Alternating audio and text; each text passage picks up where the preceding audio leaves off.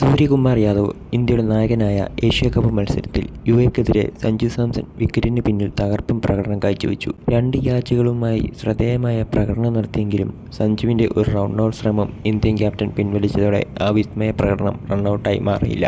മത്സരത്തിലെ 13ാം ഓവറിൽ ശിവം ദുബെയുടെ പന്തിൽ യുഎഇ താരം ജുനൈദ് സിദ്ദിഖ് റണ്ണൌട്ടാകുന്ന സാഹചര്യമുണ്ടായി. പന്ത് കണക്ട് ചെയ്യാനാവാതെ പോയപ്പോൾ സഞ്ജു ഉടൻ തന്നെ പന്ത് സ്റ്റമ്പിലേക്ക് എറിഞ്ഞ് ജുനൈദിനെ റണ്ണൌട്ടാക്കി. തേർഡ് അമ്പയർ ഔട്ട് വിളിക്കുകയും ബിഗ് സ്ക്രീനിൽ അത് തെളിയുകയും ചെയ്തെങ്കിലും Indian captain Suryakumar Yadav appeal പിൻവലിക്കാൻ തീരുമാനിക്കുകയായിരുന്നു. ശിവം ദുബെയുടെ റണ്ണപ്പിനിടെ അദ്ദേഹത്തിൻ്റെ അരയിൽ തിരികെയിരുന്ന ടവൽ താഴെ വീണിരുന്നു. ഇത്തരം സാഹചര്യങ്ങളിൽ പന്ത് ഡെഡ് ബോളായി കണക്കാക്കാറുണ്ട്. അമ്പയർ ഇത് ശ്രദ്ധിച്ചിരുന്നെങ്കിലും ജുനൈദിന് ശ്രദ്ധ വ്യതിചലിക്കാൻ ഇത് കാരണമായിട്ടുണ്ടെങ്കിൽ അത് ശരിയായ നീക്കമല്ലെന്ന് സൂര്യകുമാർ യാദവ് വിലയിരുത്തി. കായിക മര്യാദയ്ക്ക് പ്രാധാന്യം നൽകി റണ്ണൌട്ട് അപ്പീൽ പിൻവലിച്ച നായകന്റെ തീരുമാനം പ്രശംസ പിടിച്ചുപറ്റി. തൻ്റെ നീക്കം ശരിയാണെന്ന് തെളിയിച്ച് ഒരു പന്ത് കഴിഞ്ഞ് ശിവം ദുബെ തന്നെ ജുനൈദിനെ ക്യാച്ചിലൂടെ പുറത്താക്കി.